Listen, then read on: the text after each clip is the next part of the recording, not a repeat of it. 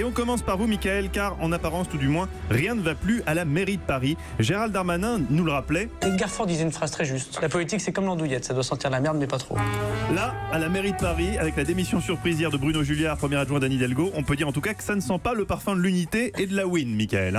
Et oui, pour certains, une autre formule s'impose. Ce serait le bazar dans la majorité de l'hôtel de ville, tout simplement. Les tensions, vous savez, étaient vives depuis donc déjà plusieurs mois entre Julliard et Hidalgo, et personne n'est vraiment étonné par cette rupture. Alors, incohérence et manque de remise en question, dit Julliard, opportunisme et droitisation, réplique l'entourage d'Hidalgo. Au printemps, elle avait déjà largement remanié son équipe au cabinet de la mairie, comme s'il fallait un peu solder une page symbolisée par un titre de livre devenu surnom, notre drame de Paris, tout simplement, lui colle à la peau. Alors, pourtant, les grandes lignes de sa politique sont validées. Il n'y a qu'à voir encore le succès dimanche de la journée sans voiture à Paris, ce qui fait encore plus ressortir le problème politique la concernant, un problème politique et personnel. Plusieurs conseillers de Paris aujourd'hui estiment qu'elle n'est pas en ce moment capable de faire gagner la gauche à Paris. Et cette conviction peut aussi expliquer le choix de Julliard, parce que souvent, les leaders politiques ont des caractères très difficiles, mais tant qu'ils font gagner leur famille, on peut encore les supporter. Et donc, ce qu'on appelle le Hidalgo bashing a fini par payer. Mickaël, elle est affaiblie à ce point-là? Le dernier sondage du JDD comporte quand même un enseignement très important. À l'aube d'une campagne de deuxième mandat,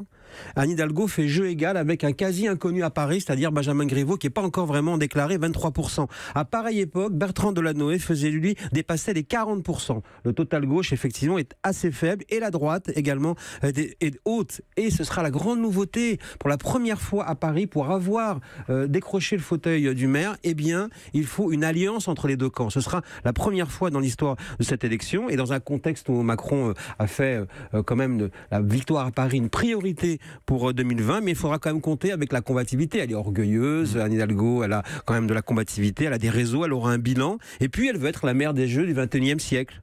Alors évidemment, c'est un événement de deuxième mandat, puisque c'est en 2024. Donc il faudra passer le saut à la perche électorale niveau 2020. Et on voit bien que le grand combat du quinquennat vient de commencer. C'est arrondissement par arrondissement la bataille de Paris, et elle sera très vive.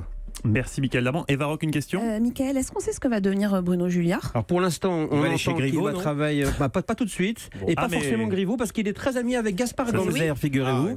Donc pour l'instant, il a l'air de dire qu'il voudrait aller dans le privé, prendre du recul, et après revenir en politique. On connaît maintenant la méthode, prendre du recul, revenir en politique. C'est la méthode de l'époque.